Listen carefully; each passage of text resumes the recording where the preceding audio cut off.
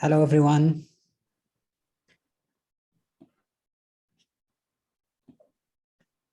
Thank you all very much for joining us today for this special type of event. Please note that I will be recording this session so we can share it with other people afterwards. It is with a great pleasure to welcome you all to this Embassy APS UK first research networking session. This type of session will enable us to touch base with our fellow colleagues, network, and learn. I sincerely am looking forward to hearing about the outstanding and innovative research taking place at the doctoral level. It is essential to celebrate this innovative research to give us all a boost of motivation and encouragement. I hope you join me too in particularly thanking the organizing team for all the work they have done to make this happen, and also thanking Mr. Salhi from the Embassy for this initiative. However, most importantly, I want to thank the 5 PhD speakers accepting to take part in this event, albeit the very short notice, and also for sharing their research with us, and wish them all the best in their career. I am now will hand over to my colleague Fatima Zahra Abbou to explain her role as a timekeeper for the session. Then we will invite Mr. Salhi for some introductory remarks before we proceed with the session as outlined in the program. I wish all the best for the speakers, and now give the floor to Fatima. Fatima, go ahead. Thank you, Ahcene, for the lovely introduction for the event. And also thank you for all the presenters, and thank you to Mr. Salhi and also to all the people who are attending today. So my role basically as the timekeeper is I'll be sure that every speaker will get the same amount of time. So I will be giving for every speaker around 3 to 4 minutes max. And please excuse me if I will interrupt you when you are talking. And that's it. I mean, that's my role. And I hope that it will be enough for you to speak about all your research. And now I will introduce Mr. Salhi so that he can speak about this event.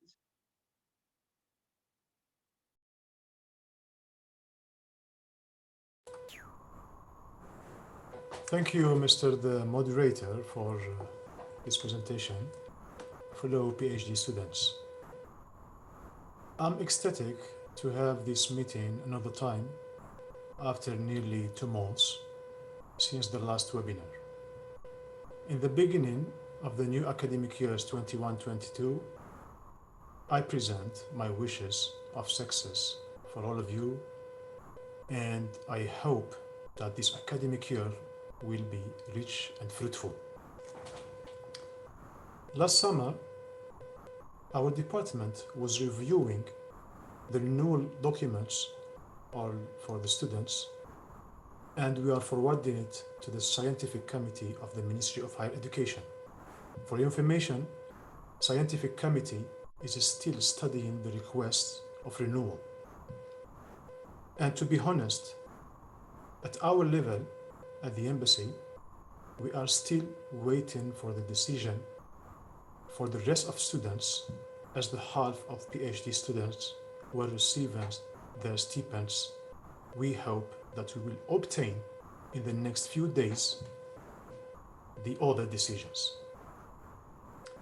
While studying your renewal files, we were delighted to handle and to deal with some fabulous and some aspiring topics, together with top-notch and excellent remarks of supervisors and a significant work advancement of some students. I can confirm the importance of all the research projects of the students, although a lot of them were better presented, were better argued. Some students were advanced in the research, maybe to a point of about 60 to 70% of their work. That's really caught our attention and that caught our eyes. We have selected about 20 topics upon relevant criteria as pertinence of research, opportunity of the project, interest for our country and for the students, research progress, and supervisors' observations. Some PhD students were publishing articles in well-known magazines.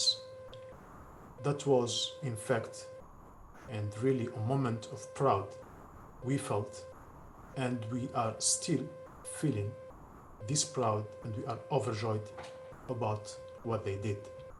Today you are invited to the first edition of a series of monthly webinars, resuming in short presentations of no more than 3 minutes, research topic of an Algerian PhD student. Today, I'm overjoyed to present you 5 excellent, skillful speakers that were pulling out all the stops, and they are making big effort in their research. They will make their presentations and fill us in by giving us more details. The timekeeper will regulate the time and avoid us that presentations will become dull and boring, knowing that these people who can't talk for England, they can talk for hours and hours. So if we will not simply stop them, they will not stop at all.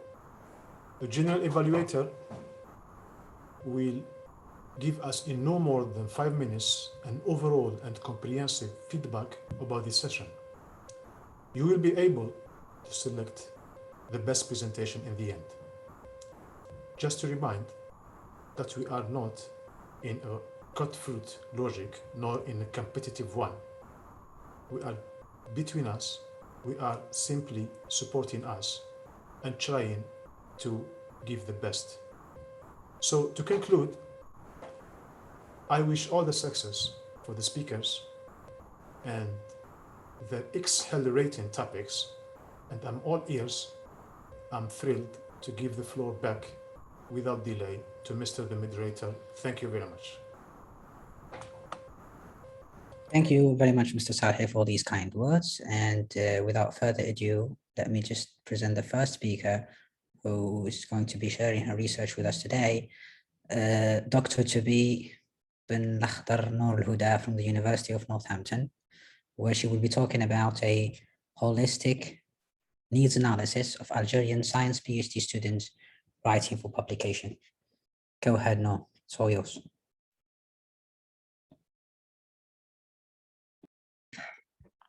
Okay, can you see my screen? Yes, we can, go ahead. Okay, thank you. Hello, everyone. So my name is Nour El Houda Benlakhder, and my research is on academic writing, and more precisely writing for publication. My research journey started off in September 2018 when I was in my second year of master's.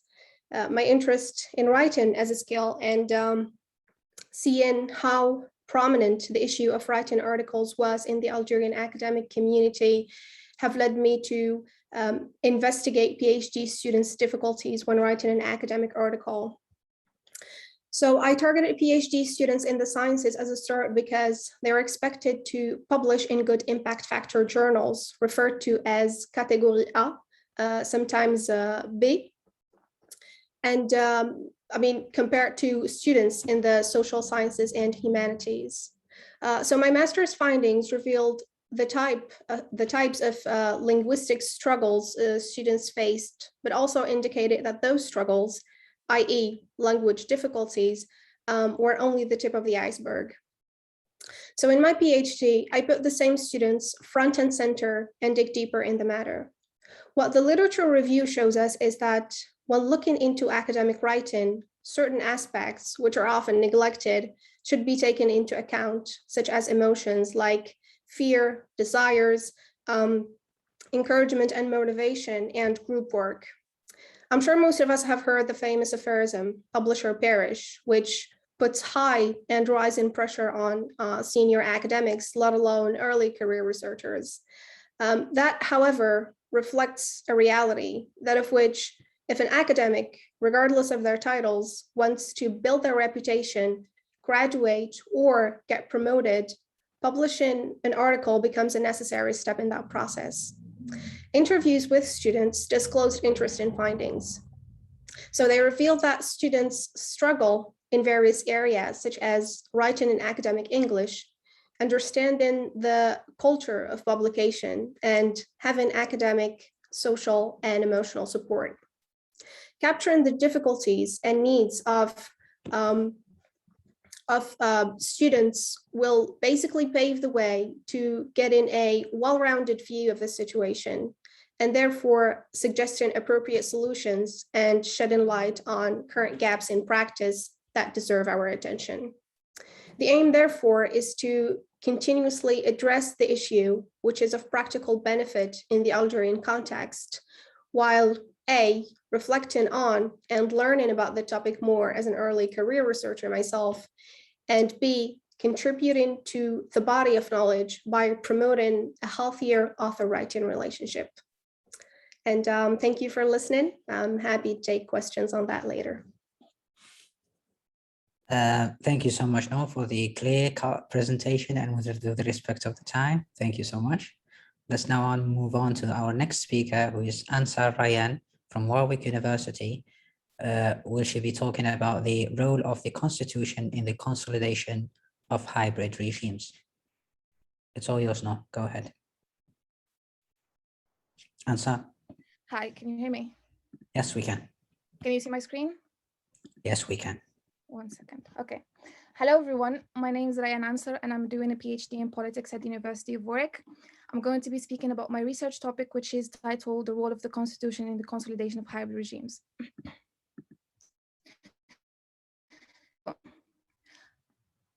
Okay, I'm going to start by explaining the title of the research and articulating the research question. Then I will briefly illustrate the gap in previous literature in the field. I will outline how my project attempts to answer the research question, and I will conclude by highlighting the importance of my research. So the title is directly derived from the research question, which is, what is the role of the Constitution in the consolidation of hybrid regimes? There are three keywords in the title of the research question, which are constitution, hybrid regimes, and consolidation. I'm sure everyone is familiar with what a constitution is. A constitution is a supreme body of laws that outlines the relationship between the government and the governed. Some countries have written constitutions like Algeria, other countries have non-written constitutions like Britain. Hybrid regimes, on the other hand, are political regimes which are neither fully democratic nor fully authoritarian. There is a spectrum to extremes. One extreme is democracy, the other extreme is authoritarianism, and all the regimes in the middle area or the gray zone are known as hybrid regimes. These regimes have elements of both, so they have democratic elements as well as authoritarian ones. The consolidation of a regime is the process whereby a regime endures, it is stabilized, strengthened, and it becomes not very prone to change or to collapse in. So previous studies have predominantly looked at the consolidation of either authoritarian or democratic regimes, because these are regimes that are typically perceived as stable, whereas hybrid regimes for a very long time, they were perceived as regimes which are undergoing transitions.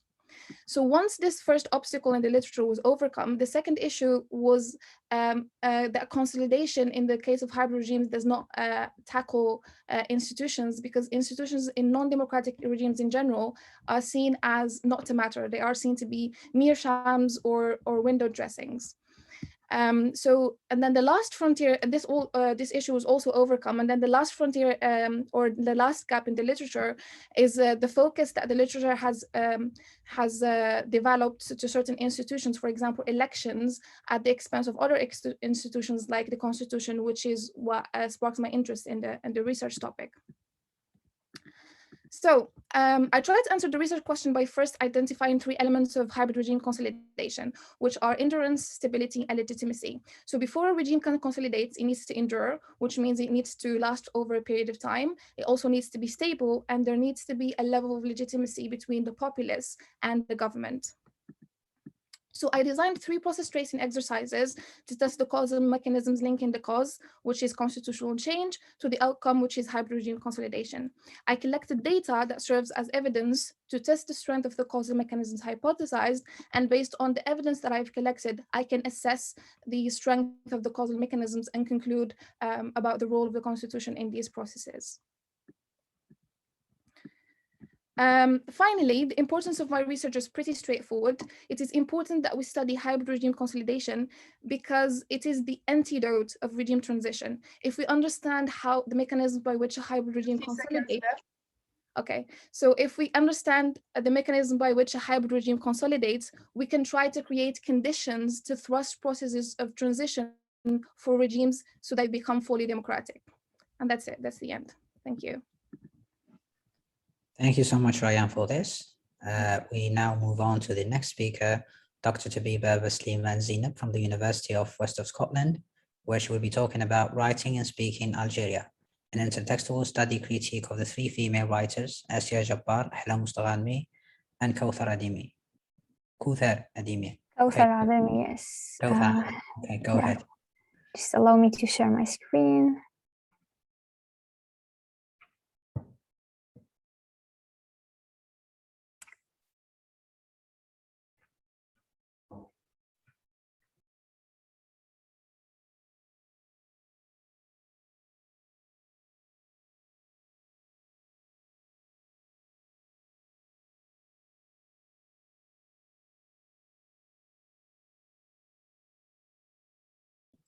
Is everything all right, Zineb?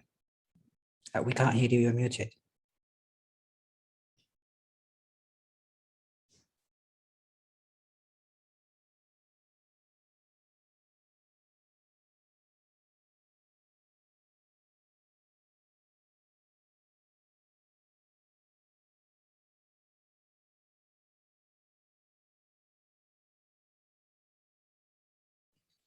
If you are having a problem, we can move on to the next speaker and then we go back to you. Okay, thank you, Zineb. Let's move on to the next speaker, Kasous Iman from Glasgow University, where she will be talking about working towards inclusive education for autistic children in Algeria, analysis of EFL teachers preparation program. Go ahead, Iman. Can you see my screen? Yes, we can. Perfect. Just a second. Yeah. So hello everyone. I'm sorry. Yeah. Hello everyone. My name is Kasous Iman. I'm 3rd-year PhD student at University of Glasgow, and my research is entitled "Working Towards Inclusive Education for Autistic Children: Analysis of the EFL Teacher Preparation Program." To begin with, Algeria, as many other countries, work towards making education available for everyone, regardless of their gender, age, differences, abilities, and so on. And also Algeria signed the Convention on the Rights of Persons with Disabilities, CRPD, which means that the government agreed upon the principles of inclusive education and making education available for children or people with disabilities in general. However, teaching and learning for children with disabilities still takes place within social centers, and also there is a scarce school attendance notice for these children past the secondary level, especially for autistic children. Actually, there was a very unfortunate incident that happened in Constantine in 2019, where like a group of people create an association, and they said they can take care of autistic children, but they ended up using violence. And when the government knew about it, these people were taken to jail and this association was closed. But the question that I have been asking since the start of my research, why these children really need to go to these associations or to social centers, while there is clear statement in the convention or CRPD that makes education or schooling available to everyone, regardless of their differences or abilities. And also the government has been given like so many promises and has been speaking about it so far, like since 2007, but I mean, since the signature of CRPD, but there is no action. And then I started thinking maybe it has to do with teachers. And then I shifted my focus to teacher training. And actually my sample is made up of university and École Normale Supérieure students in Algeria. The focus on EFL has to do with autism and cognitive flexibility activity, which I cannot really talk about right now. I use both interviews and focus group discussion to collect my data. For the interviews, my focus was on their knowledge, attitudes, like individual things that has to do with the participants. And in the focus group discussion, it was about their training experiences. Well, the findings suggested that there is lack of uniformity among participants' knowledge. There are those who know a lot, and there are those who know nothing about autism. And also their attitudes were between positive, negative, and mixed attitudes towards including autistic children. And when it comes to their source of information, actually most of them refer to the good doctor, to social media, and their own individual research. And also, it doesn't seem that the institution had any role in developing this knowledge of autism. And finally, most of the participants saw autistic children as unattended or unexpected children or students in their classrooms. Well, this is the end of my presentation. Thank you so much for listening. And if you have any questions or you would like to discuss this topic further, please feel free to contact me. Thank you. Thank you so much, Iman, for this. That was really nice and direct to the point. Thank you. Let's now move on to the next speaker on the list, Dehlis Mokhtariya from Canterbury Christchurch University, where she will be talking about perceived social anxiety amongst Algerian PhD students. Dehlis, you with us?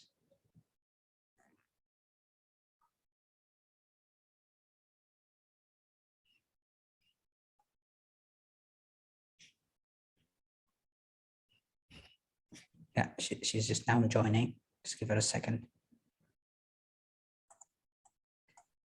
Zineb, if you are ready, you can go now. I think I am this time. Okay, go ahead. And then we will. All right, I'll just try to share my screen for another time.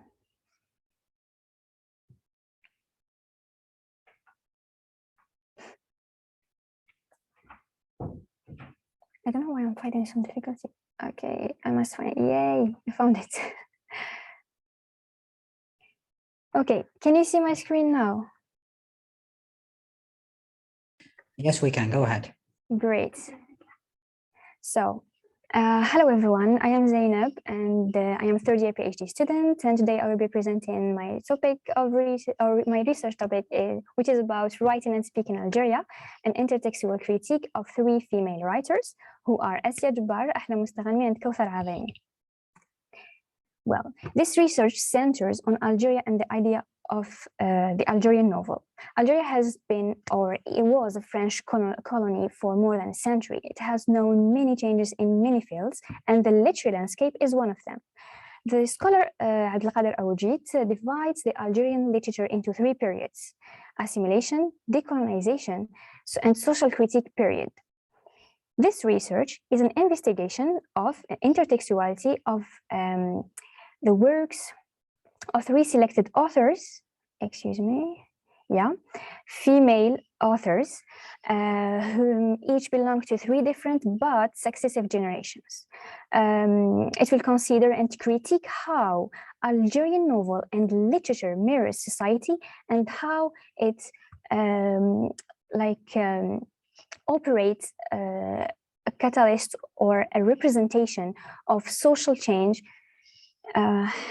in these selected novels. Now I move to the selected authors and their texts. First, Assia Djebar. I have selected Fantasia, Algerian Cavalcade, and the Algerian White, Ahlem, Mosteghanemi, Bridges of Constantine, and Cows of the Senses. And the last one is Kaouther, Our Riches, and Little Ones of December. Now, what is intertextuality? Intertextuality has been defined by many scholars, and it has known to be a collection of relationships that a text has with other texts or discourses from different fields and cultural domains as a phenomenon. Julia Kristeva, the founder of this concept, defines it as a mosaic of quotations, and she says that any text is the absorption and the transformation of another one. To finish, Bazerman believes that intertextuality is the explicit and implicit relations that a text or an utterance has to previous, contemporary, and future, and with future texts. And to identify intertextuality, I have here selected or suggested some elements, which are allusion, quotation, calque, plagiarism, pastiche, and parody. I believe that this will be all for me. Thank you for listening, and that's it. Thank you so much, Zineb, for sharing this with us. You're welcome. Yeah, we now move on to our finalist speaker, Tehlis Mukhtaria. Are you with us, Tehlis?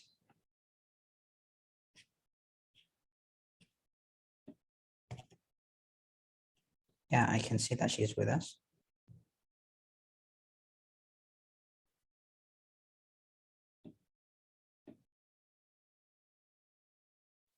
I think she must be having a problem.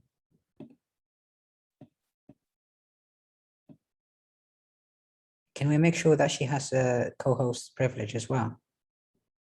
Can you hear me now? Hello?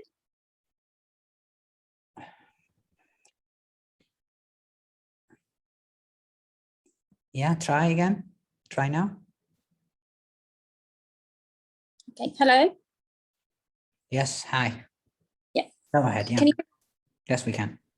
Okay, yeah. Hello, everyone. My name is Tehlis Mukhtaria from University of Canterbury, Christchurch. Well, I'm not going to share any screen with you, but I will need your kind attention.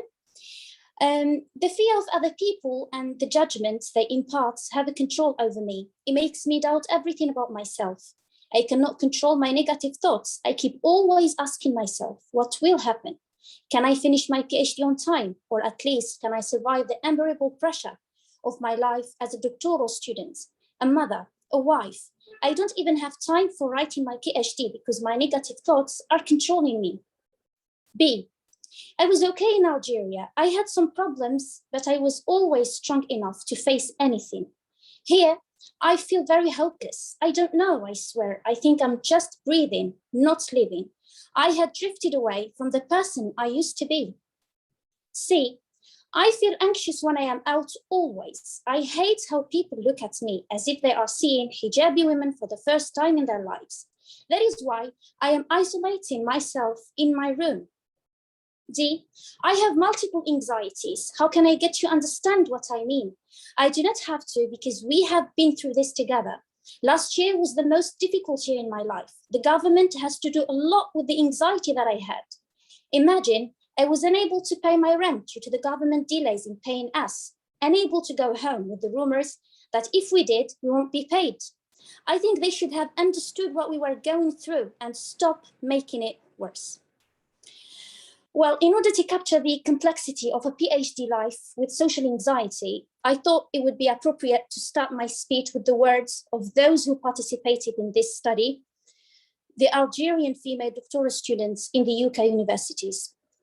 There is now growing evidence that a significant proportion of the students are experiencing mental and emotional health problems affecting both their academic performance and well-being. And a large body of literature reported women as being more prone to anxiety than men. Also, the withdrawal rate from the UK universities tripled from 2014 to 2015 due to the mental health problems. So, which makes us really recognize the effects of the mental health problems on the students' academic performance and well-being. Therefore, the primary aim of my research is to voice out the student experiences to the university and the government together, who should address the needs of the students to formulate and execute an effective interventions and strategies in mitigating the student psychological problems. I think I've said what needs to be said, and I will be more than happy to answer your questions. Thank you so much. Thank you so much, Tehlis, for this brief and direct to the point presentation. And now we move on to the Q&A session. So for the public, if anyone has a question, he can raise his hand or her hand and ask their question directly, or they can just type in the text box and then I will rephrase that to the speaker. So however you feel like going about that. Yeah. Who has the first question?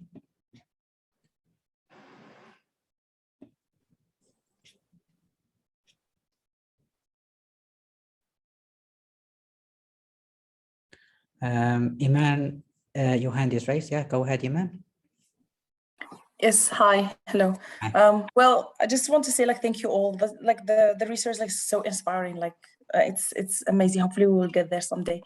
Just have a question for Rayane, if that's all right. Yeah, so it's about hybrid regime. I don't know much about it, but I have just one question, if it makes sense. Can the hybrid regime survive in this era, right now? Can we have a successful between bracket hybrid regime that's fit for the population or for the society? I don't know if my question is clear. Thank you, Imani. Yes, your question is clear. So firstly, a hybrid regime, like I said previously, is a regime that's not fully democratic or fully authoritarian. So it has elements of both. There are more hybrid regimes than there are democratic or authoritarian regime in the world. For example, Algeria is a hybrid regime and has been a hybrid regime since independence. So in terms of a hybrid regime surviving, so if you're talking about the regime surviving, not the fulfilling the functions that it needs to fulfill, then yes, Algeria, like I said, has had the same. I mean, it has moved along the spectrum a little, but it has maintained a consolidated hybrid regime throughout. But in terms of it serving the purpose for the people, I think that's more for the people to decide. For example, in Algeria, I believe that the popular movement was the best illustration that the people are not happy with the status quo. They're not happy with the hybrid regime, and they want to move towards a fully democratic regime. So I don't think in this day and age anyone is really happy with the idea of a hybrid regime where there are authoritarian manifestations throughout. Yeah, so I think everyone is seeking to move the needle towards the democratic state. Yeah, I hope that answers your question. Yeah, thank you so much. Thank you so much, Iman and Rayane, for this. Do we have other questions for other speakers, or perhaps to the same speaker? Go ahead, guys.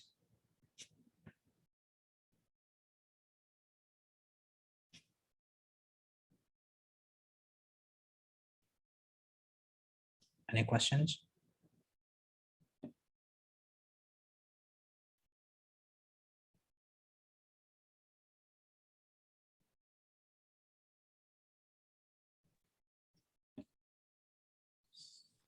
Okay, we got a question from Asala to Zineb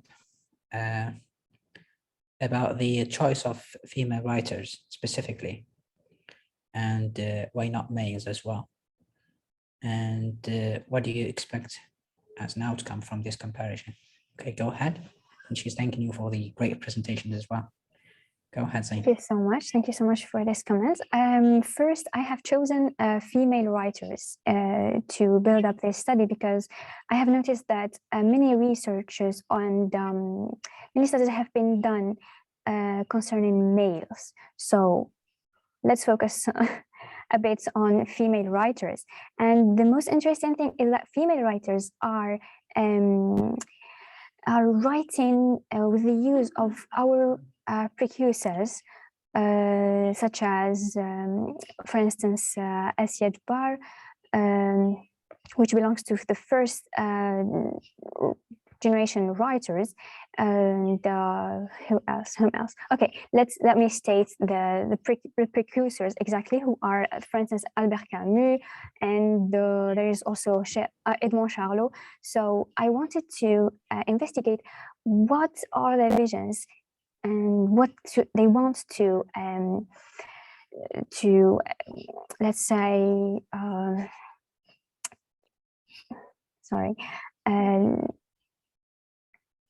okay, what are their visions in using these historical characters, and what do they want to give to their readers?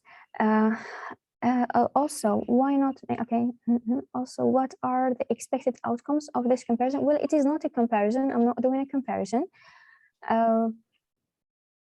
If you have another question, yes, please go ahead. Sorry, there was only 3 minutes and I couldn't elaborate more on my topics. So that's why it was limited, and I know it wasn't that clear. Thank you so much, Zaina, for that. Perhaps we have another question from Mike. Who's Mike? Mike?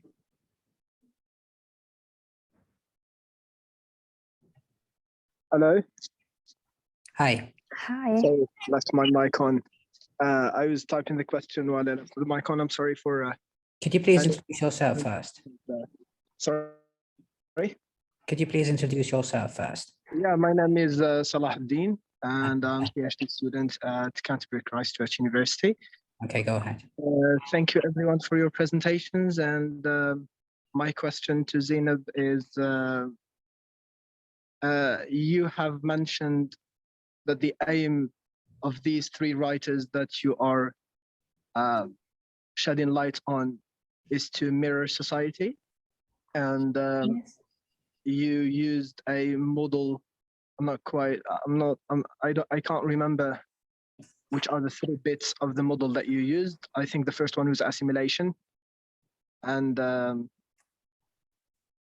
other points, and then the post-colonial criticism as well. So according to to the stage of your research so far, have you come to an understanding of the perspective that these writers are writing from? Do you think that they really fit into the model that you are adopting here? Do you think that their ideology is Excuse me, Mike, can we have just one question, please, for the speaker? Okay. So she can elaborate, and if we get the chance, we can have other questions as well. Okay, so I'll just sum it up. Do you think that the perspective or the ideology of these 3 novelists really portray the society, since you started with the description of intertextuality as mirroring the society? Thank you. Okay, go ahead, Zainab. All right. First, the model, I'm not sure what is he exactly talking about, but the thing that I have mentioned is that the scholar Abdelkader Awajid has divided the Algerian literature into 3 periods. The first one was assimilation period, which is when it represents the appearance of the Algerian writers writing fiction in French. This is what is assimilation period, because Algerian writers at that time, they were writing like or copying, imitating the French writers. This is what is assimilation. Then the second period was decolonization, and this was due to the massacre of 8th May, that we all know, and it was also due to the War of Independence. And here we can understand why it is called decolonization. And the third period, which is called social criticism, it starts from 1962 until nowadays. It's all the fiction written. Okay, now he has also, Salahuddin has mentioned also the post-colonial, something about the post-colonial, and these, actually, I am following like 2 approaches. The first one is post-colonial and the second one is intertextual. So, and he has also mentioned something about the perspective of the writers and the ideologies that they are following. Well, ideology, I really cannot elaborate about the ideology. That's all right, Zainab. Thank you so much for that. Yeah. All right. Yeah, all right. Thank you so much for that. Let's move on to another question. We've got a question from Raja Bouchama. I wonder if she wants to raise her question directly, or should I just read it? The question is for Dehlis about the assessment of participants' anxiety, and how did you manage to do that, and what kind of theories did you draw on to do that? Go ahead, Dehlis. You are muted, Dehlis.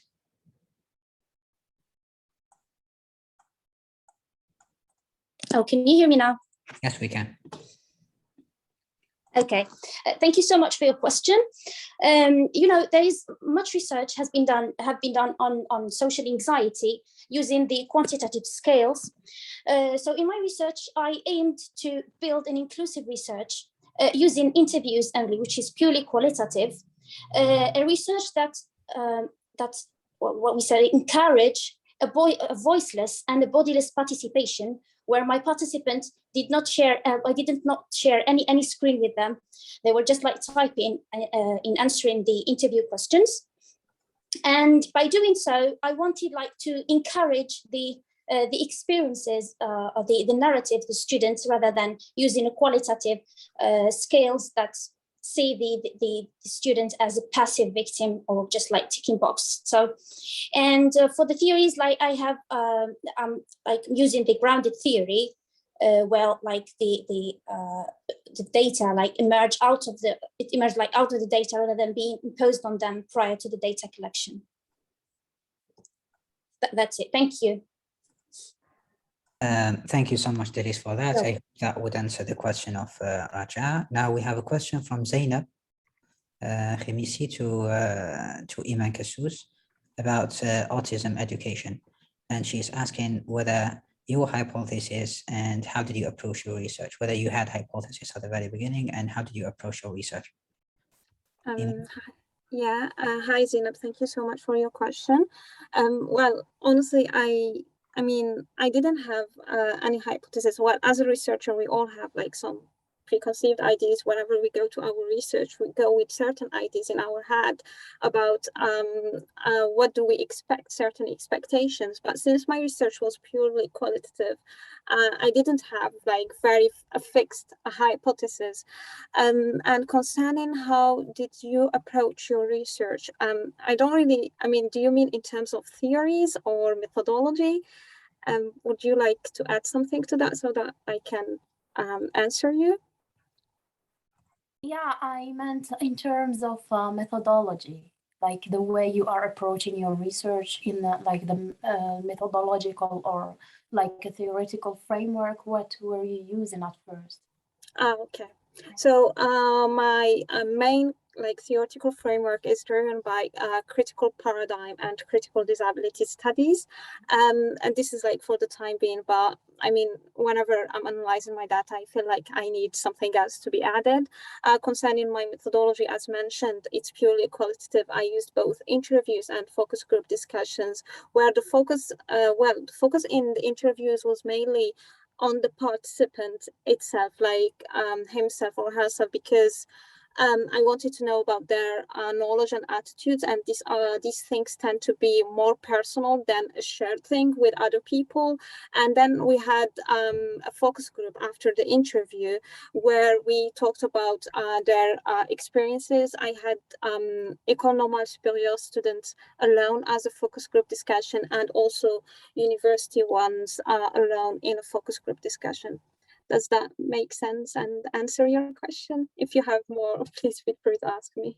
Yeah, thank you very much. I feel like concerned about this topic because my nephew is autistic, so I want to know more about it. That's it. Thank you so much for clarifying. You're welcome. You're welcome, Zineb, and feel free to contact me. Okay, thank you. You're welcome. Thanks, both of you. Fatima, your hand is raised. Do you have a question? Or perhaps yes, I have a question for Noor about the publication of PhD students writing for publications. So I feel that my research is somehow related to yours because I am trying to look at the career progression of female academics in higher education and what are the challenges. And lots of my participants talked about the platform, how they cannot have their research published and all the challenges they face. So I don't know if you looked at the gender issue between female and male PhD students, but did you find some kind of similar challenges shared by female PhD students in terms of getting published or in general in the system itself? Thank you, Fatima, for your question. Well, particularly, I can see that there is some resemblance in your research and mine, but my research actually focuses on academic writing and, in general, and still specifically the needs of PhD students. So, like focusing on the gender, a female or a male, was not a priority in my research. But if I can now refer back to the data I obtained now, when you're trying to interview students, it's really difficult. At least for my case, it was very difficult to get interviewees, volunteers to accept to do the interviews. So really, whoever came first was welcome to do the interview, because again, as I said, I didn't have like a prioritization of like, I want 3 male and 3 females because I want to focus on that. But that is still something to think about. It's something for me, like, to go and try to discern what are the reasons from students answer, volunteers answer, what might be the reason that a woman cannot publish or a man cannot, a male student cannot publish. But right, so they do have, I think, a lot more in common in terms of difficulties than really if I have focused on male and females, then I might have gotten a different findings. Thank you, Noor. Thank you so much, Noor, for that. We've got another question from Asala. I wonder whether she wants to voice her question directly, or perhaps I just read it. Yeah, I see it. Okay. I can answer directly. Yeah. Go ahead. Yeah. Thank you for your question. I see that you were paying attention. Right. So yeah, as I mentioned in my master's, I started this topic in my master's actually, and I found that students, when writing an academic article, face language difficulties, and that was my aim since the start, to see what are their language difficulties. And now that I had the findings and they do confirm that they have language difficulties, I immediately realized that it was not, that the problem does not stop there, but there are actually more issues into that, especially that I come from the same context. So I do hear students complaining a lot about so many things. Right. So yeah, I decided to look more into that, and while reviewing the literature, because if I may talk quickly about when I was looking for a theoretical framework, or as some people prefer, a model, there wasn't one, because most of them are directly associated with language difficulties when doing a needs analysis. But in my case, I have to do, if I may say, like, to provide a theoretical framework maybe as an addition or as a contribution to knowledge later, because I'm not trying to look at the language difficulties, as I said, only, but think of it as, as an iceberg where the language difficulties are there, but there is much more deeper problems. So the ones I found in the literature, I had to scan really well what is published, and publications continue to grow. So I found that students usually face barriers, emotional barriers, but also cultural barriers. And also students have difficulties. Excuse me, no, can we just wrap it up, because I think that okay, so yeah, that's basically the answer. So it's more than linguistic, but it's more emotional and cultural, and in terms of support that they need, but also in terms of the community. So I hope that answered your question. Yeah, thank you so much for that. We've had one last question from Mr. Salhi to Dehlis. I hope that he. Thank you, Mr. Adjeb. I will be short in my asking my question. We are on time schedule. Okay, because in our experience in the student department, we have found that it is difficult for Algerian students to integrate into British society, and this has amplified their anxiety. So my question for Mrs. Dehlis, do you think that integration into the local society could be a factor that helps to decrease the anxiety of Algerian students? And are there any factors in our own Algerian culture that prevent this integration? Thank you. Thank you. Dehlis, go ahead.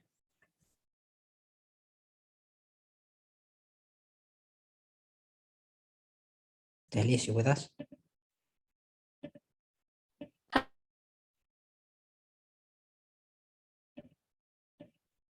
You are muted. We can't hear you.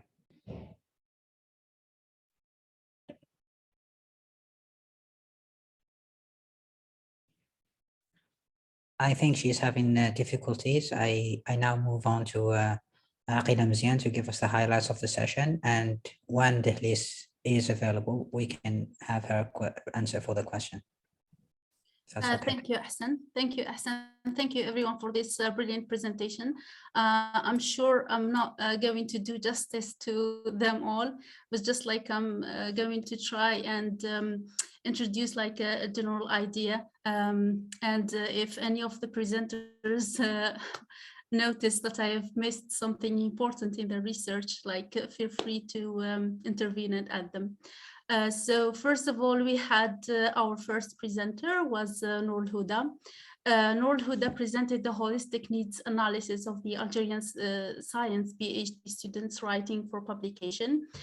She presented a topic which originated from her personal interest in writing, in which she based this research on her master's degree finding, which focuses on students struggling in writing in academic English and the author-writing relationship. She tries, in doing so, she tries to spotlight on the effect of different aspects such as fear and desire and group work and this other aspects on the level and performance in academic writing. Adding to other effects like language level and so on. By doing so, she tries to solve the problem of writing or foreign English writers, mainly those who try to write for publications, journals. She hopes, or we all hope, that she would come up with significant results, which will help us all as foreign students with our academic writing and publications. Our second presenter was Rayane. Rayane talked about the role of constitution in the consolidation of hybrid regimes. She first talked us through the through her research question, which is what is the role of the constitution in consolidation of hybrid regimes? Sorry. She started by explaining the main words, which honestly speaking are a bit complicated for a language graduate like me. So she talked us through the definition of hybrid regimes and then consolidation as a keyword. She introduced the previous studies and the gap in this literature review, which she built her research on. She talks also about her research design, and her data collection methods. She hopes that if we understood the mechanism of consolidation of hybrid regimes, we will be able to find a way in the spectrum of moving away from this regime to a more democratic regime. Then our next speaker was Zineb. Zineb was interested in writing and speaking Algeria, an intertextual study critique of three female writers, Assia Djebar, Ahlem, Mosteghanemi, and Kaouther, Adimi. She presented a literature review on female writing in Algeria. She mainly focused on, or she mainly introduced three periods in female writing in Algeria. First, the assimilation period, the decolonization period, and the social criticism period. And she gave us a brief definition or a brief description of each period. She followed two perspectives to build her research or to reach her final results. She followed the post-colonial and intertextual perspectives in trying to find out how female writing operates a social change in their selected novels. Yes, and then we had Iman. Iman introduced her topic, which talks about working towards inclusive education for autism children in Algeria. It was an analysis of EFL teacher preparation program. The problem which Iman introduced stems from an incident which she introduced to us, talking about association which tried to take advantage of Sorry, Aqila, can you go to the last one very quickly? Yes, sure. Yeah. So yeah, just let me introduce Iman because I want to do justice to all presenters. Yeah, okay? So yeah, I know. So based on the idea that the Algerian educational or the facts, reality that the educational system in Algeria is public and holistic in treating all students similarly, she tried to spotlight on the disabled students and how they are and which kind of support and recognition is introduced to those students.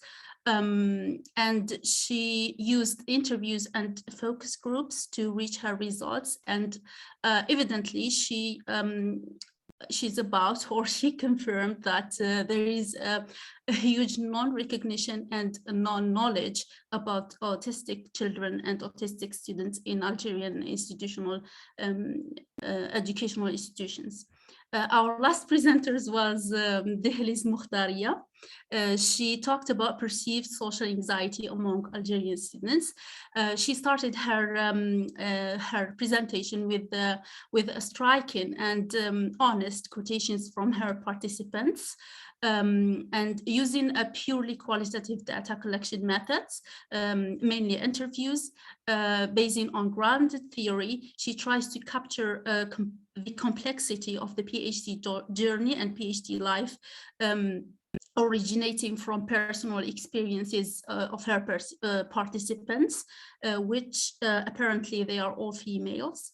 Well, the significance of Mukhtaria's research is to voice out students' experiences in order to drive student university attention to solve these issues based on real life or real world stories and problems. That's I hope that was a fair description for all presentations. Thank you. Thank you. Aqila. Go ahead, Fatima now. I just gave her 1 minute and a half from my time, and I would like to and I would like. That's fine. That's fine. Go ahead. Yeah. I would just like to thank everyone who respected their time, and I'm sorry if I was a little bit rude interrupting people. And I would like now to give the floor to Mr. Salhi to conclude the session. Thank you.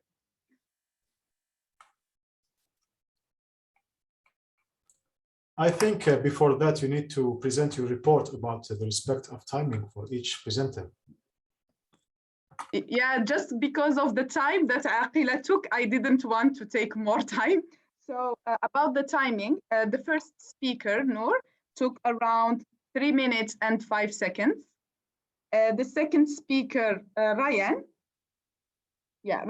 took 3 minutes and 49 seconds. The third speaker was Iman. She took 3 minutes and 25 seconds.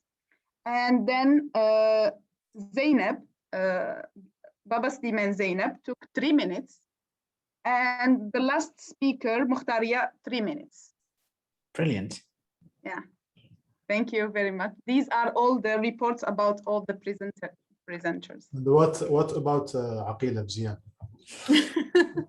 Well, I didn't want to interrupt her because, as she said, it's very important to give the recognition to all the speakers who spoke about their brilliant, excellent research. So that's why I wasn't very rude with her and I left her to talk. Thank you. I think we have Mukhtaria, she's back now, and I was wondering if we can take her answer for your question before you conclude the session. What do you think? By the way, Aqila took 7 minutes and 30 seconds. So just for the record, yeah. Okay.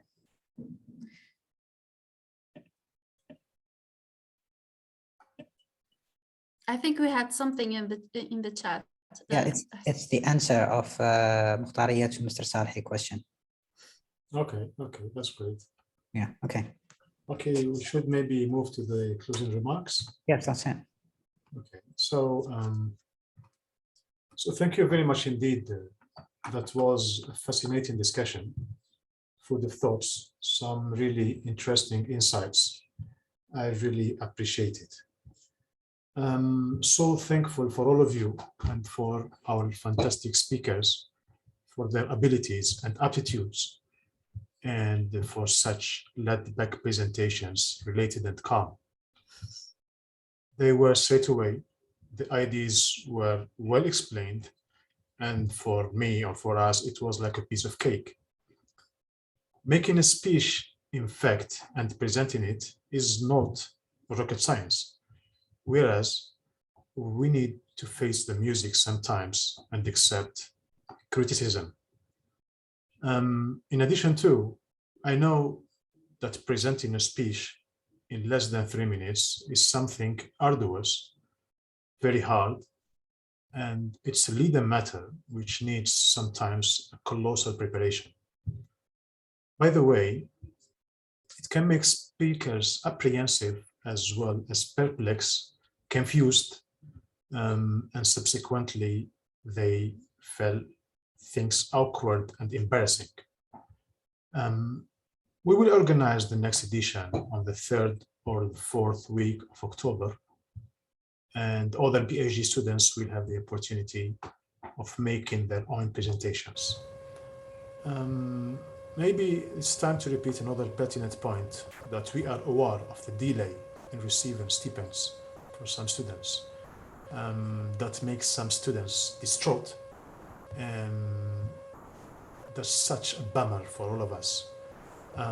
Really, I'm sorry that this happened, but all of this is out of our control.